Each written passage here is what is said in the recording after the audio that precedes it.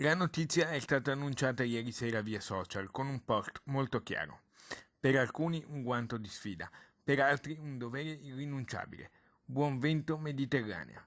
Questo per il momento nella pagina Facebook dell'attivista veneziano Beppe Caccia, che è tra i componenti dell'equipaggio, resta l'unico commento ufficiale per il ritorno in mare della missione umanitaria italiana Mediterranean Saving Humans. L'obiettivo è sempre lo stesso: soccorrere persone in difficoltà in mare. Come noto, la nave Mare Ionio della ONG italiana si trova ancora sotto sequestro per l'inchiesta della Procura di Agrigento al porto di Licata.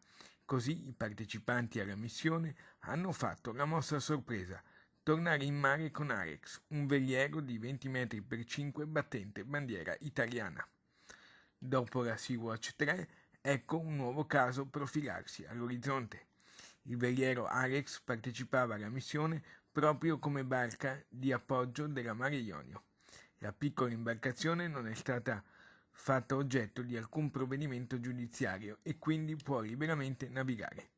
In attesa che la Mare Ionio venga dissequestrata, i militanti hanno promosso il veliero a barca principale.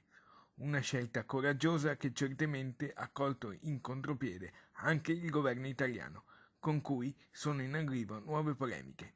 Intanto Alex ha già recuperato 54 persone, tra cui donne e bambini, dicono dell'equipaggio, in difficoltà al largo, che sono in arrivo verso Lampedusa.